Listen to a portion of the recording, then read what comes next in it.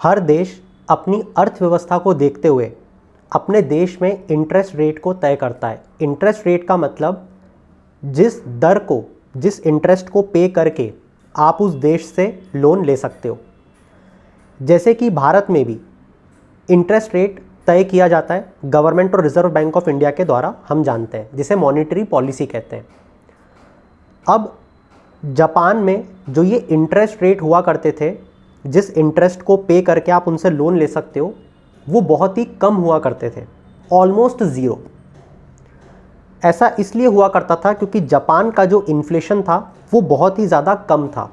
In fact negative में भी रहा है बहुत साल इन द पास्ट। इसका मतलब ये है कि अगर जापान मनी सप्लाई को नहीं बढ़ाता, अपनी करेंसी की सप्लाई को नहीं बढ़ाता, येन जो कि उनकी करेंसी है उसकी सप्लाई को नहीं बढ़ाता, तो वहाँ पे कोई भी प्रोडक्शन करने में कोई भी इंटरेस्टेड नहीं रहता। क्योंकि हम जानते हैं कि जो प्रोड्यूसर होता है उसको जब तक मार्केट में इन्फ्लेशन रेट एक ऑप्टिमल लेवल पे नहीं दिखता, जहाँ पे उसे लगे कि मैं प्रॉफिट कमा पाऊंगा, वो निवेश नहीं करता। तो जापान की इकोनॉमी को रोल डाउन करवाने के लिए उन्होंने इतनी आसान किश्तों पे या दरों पे आई शुड से लोन को देना शुरू करा। तो जापान की इस चीज़ को देखते हुए कुछ ग्लोबल इन्वेस्टर्स जो थे, उन्होंने सोचा कि क्यों ना इससे प्रॉफिट बनाया जाए। ग्लोबल इन्वेस्टर्स ने क्या सोचा कि 0.5% से भी कम में जो जापान लोन दे रहा है उससे लोन ले लो और उस पैसे को उठा के दूसरे देशों में निवेश कर दो, जैसे कि भारत, जैसे कि अमेरिका, जहाँ पे रेट ऑफ रिटर्न बहुत ज़्यादा है, 5%, 6% का। उन्होंने ऐसा किया तो सिर्फ 0.5% का ब्याज देना है और यहाँ पे 6% का रिटर्न, तो 5.5 का मुनाफा, मजे ही मजे। तो यहाँ पे ये चीज़ बहुत स्मूथली चल रही थी और इसी को कहा गया था Japanese yen carry trade. Carry trade का मतलब यह है कि आपने जापानीज येन को कैरी किया, you carried it away and in a country you have traded. तो कैरी ट्रेड, कैरी किया जापानीज येन को और ट्रेड कर दिया उसका और उससे प्रॉफिट बनाया। मगर अब हो ये रहा है कि जो ये जापानीज येन पहले जो बहुत कम वैल्यू की हुआ करती थी विथ रिस्पेक्ट टू डॉलर, अब वो मजबूत हो रही है।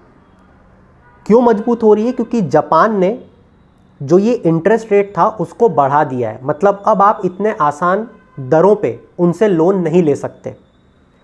तो जैसे ही उन्होंने ये किया, उनकी करेंसी स्ट्रेंथन हो गई, मजबूत हो गई डॉलर के मुकाबले, जिस कारण से जो लोग बहुत कम दरों पे लोन ले रहे थे अब उन्हें ज़्यादा पे करना पड़ेगा जापान को। तो जो ये 5.5%, 2%, 3% का स्प्रेड कमा रहे थे ग्लोबल इन्वेस्टर्स, वो अब नहीं कमा पाएंगे। तो जब उन्हें बात पता चली कि हमको ज़्यादा इंटरेस्ट पे करना पड़ेगा वहाँ पे, उन्होंने तुरंत अपने स्टॉक्स को बेचना शुरू कर दिया।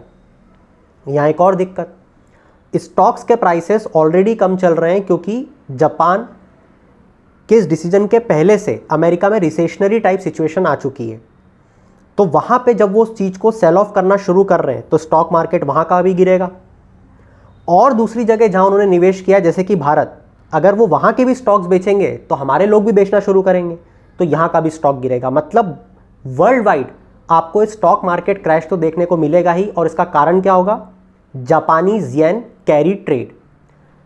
इसको दूसरे नाम से भी दर्शाया जा रहा है जिसे अनवाइंडिंग येन कैरी ट्रेड कहा जा रहा है। अनवाइंडिंग मतलब कि ये जो कैरी ट्रेड येन के थ्रू किया जा रहा था, इससे अनवाइंड करो, इसको दूर करो, इसको हटाओ। इसका मतलब अब जापान से लोग पैसा नहीं उठाएंगे जितना पहले उठा रहे थे।